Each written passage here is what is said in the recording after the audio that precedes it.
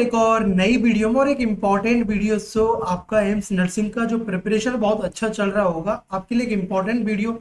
बहुत सारे स्टूडेंट के डाउट आ रहे थे, सर एम्स जोधपुर का कट ऑफ क्या है, और भी एम्स कॉलेजेस के रिगार्डिंग डाउट आए थे, उनका कट ऑफ क्या है, उसके अंदर फैसिलिटीज क्या है, हॉस्टल फैसिलिटीज है या नहीं।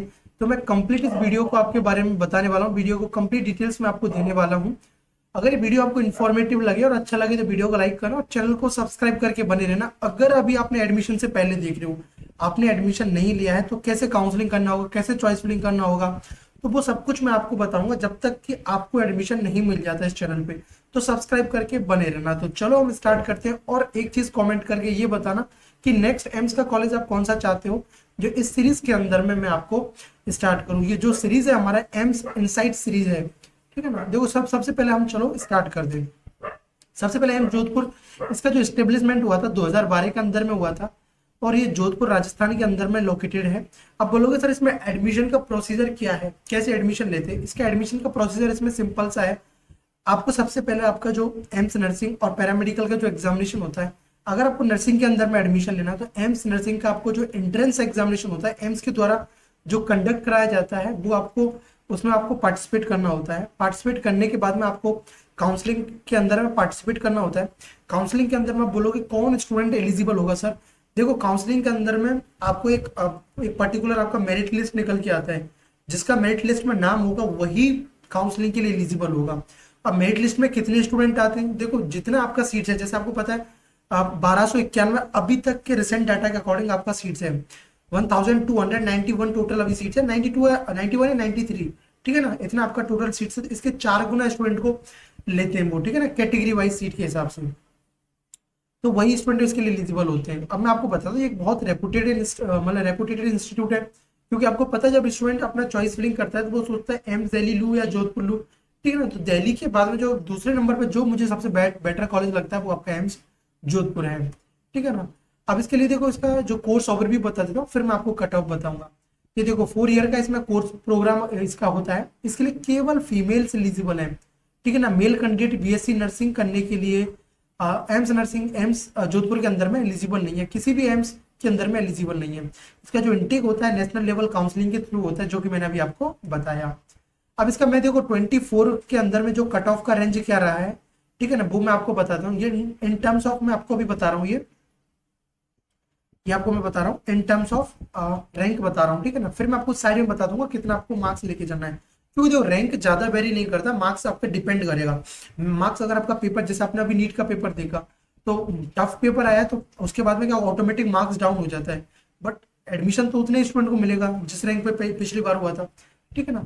तो ये देखो लास्ट ईयर का था, जिस जनरल कैटेगरी के अंदर में आपका 47 से 188 रैंक, या इसको आप 220 तक भी ले सकते हो। ये मैंने फर्स्ट राउंड का इसमें केवल लिया है, तो आपका इतना रैंक तक आपको एडमिशन मिल जाएगा श्योर शॉट, ठीक है ना। 49 से 449 ओबीसी एनसीएल। अब देखो 200 रैंक पे जहां क्लोज हो रहा था ओबीसी, देखो जनरल वाले का, और देखो 500 पे यहाँ क्लोज हो रहा है सेम कॉलेज का। तो मैंने बोला ना ओबीसी एनसीएल का सर्टिफिकेट आपने अभी तक नहीं बनाया है, और आपने नहीं बनवाया और आपने अप्लाई नहीं किया, तो भाई उनको कर देना चाहिए था आपको। नहीं किया तो अभी जाके वो बनवा के जरूर रख लेना, और जो पर्टिकुलर डेट का अगर बनवा के रखा है तो वो जरूरी है, और मैंने डेट शीट बता रखा है किस डेट शीट के बीच में आपको वो बनवाना है। ईडब्ल्यूएस का रैंक देखो 402 से 776, 736, ठीक है ना। अब देखो कितना अंतर होता है। एससी रैंक देखो 2700 से 2722, और ये देखो 5423 रैंक तक एसटी कैटेगरी। तो भाई जो एससी एसटी वाले हैं भाई, उनको बस एग्जामिनेशन देना, थोड़ा ढंग से पढ़ लेना बस। अगर आपका मेरिट लिस्ट में नाम दिया जाता है ना, तो आपको कॉलेज मिलने के चांसेस होता है। लास्ट ईयर का मैं आपको बताऊं, बहुत सारे स्टूडेंट को जिनको मॉपअप राउंड के अंदर में नहीं मिला, तो मैंने बोला मॉपअप राउंड को वेट करो। मॉपअप राउंड के अंदर में उनको दिलाया, किसी को एम्स भुवनेश्वर मिला, किसी को कल्याणी मिला, और एम्स दिल्ली के अंदर में भी सीट वैकेंट था। ये तो रैंक के बारे में जो मैंने आपको दिया। अब मैं आपको मार्क्स बता देता हूँ। देखो अगर आप बात करूं मैं जनरल कैटेगरी के अंदर में, तो आपको 70 प्लस लेके चलना है, ठीक है ना। जनरल कैटेगरी का आपका 70 प्लस रहने वाला है, ये जनरल कैटेगरी के लिए, ठीक है ना, 70 प्लस। अगर मैं आपको बात करूं ओबीसी कैटेगरी तो 65 प्लस आपको लेके चलना है, ठीक। और ये देखो ये पेपर के ये मार्क्स में आपको बता रहा हूँ, ऊपर नीचे हो सकता है। +2 ऊपर, प्लस मतलब +3 आपका, मतलब -3 कम, +2 +3 आपका हो सकता है, ठीक है ना। ये वेरी करता रहता है, कि जो मैंने रैंक आपको बताया ये वेरी नहीं करेगा, आपको इसके बीच में एडमिशन कंफर्म मिल जाएगा, ठीक है ना। ये आपका रिया ओबीसी, और इतना ही सेम है आपका, जैसे 64 यहाँ पे है, तो अगर आपका 63 तक है, ठीक है ना, 63 प्लस आपका है तो आपको उसमें आपको एडमिशन मिल जाएगा EWS के अंदर में। और आपका अगर है मार्क्स है आपका 55 तक भी आ रहा है, 55 से 60 तक भी आ रहा है, तो आपका चांस रहेगा। और ये पेपर पे लेवल पे डिपेंड करेगा, ठीक है ना, SC ST में आपको मिल जाएगा।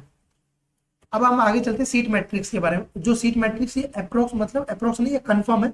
मैंने लेटेस्ट सीट मैट्रिक्स लिया है जो लास्ट काउंसलिंग के टाइम पे जो आपका रिलीज होता है सीट मैट्रिक्स, उसमें से इसमें टोटल 100 सीट्स हैं, ठीक है ना। इसमें रिजर्वेशन पॉलिसी वैलिड होता है।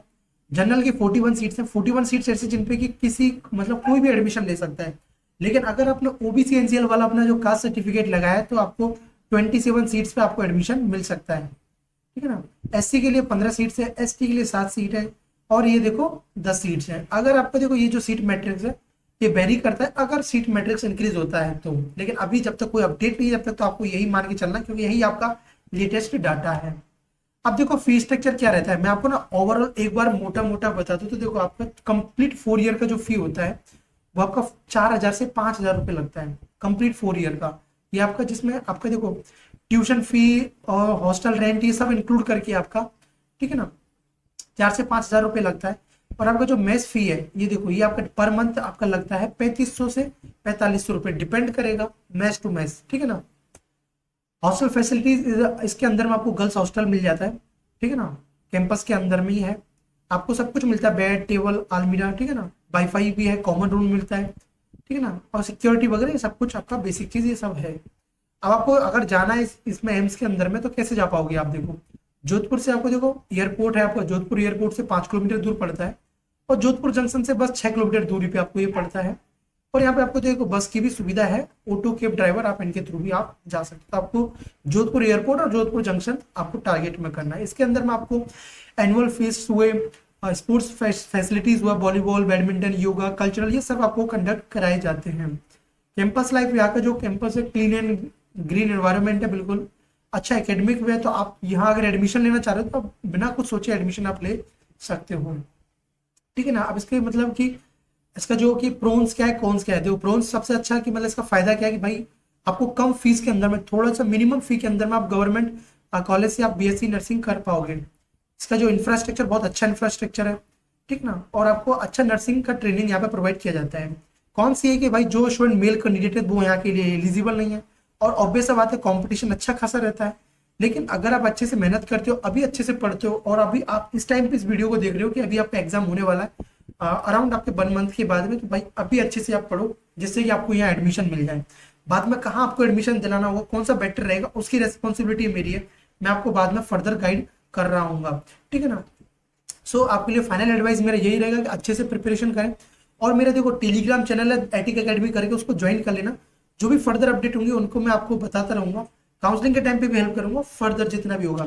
और कमेंट में बताना नेक्स्ट वीडियो किस एम्स कॉलेज पे आपको चाहिए। तो चलो इस वीडियो में इतना ही। So thanks watching, bye bye, take care.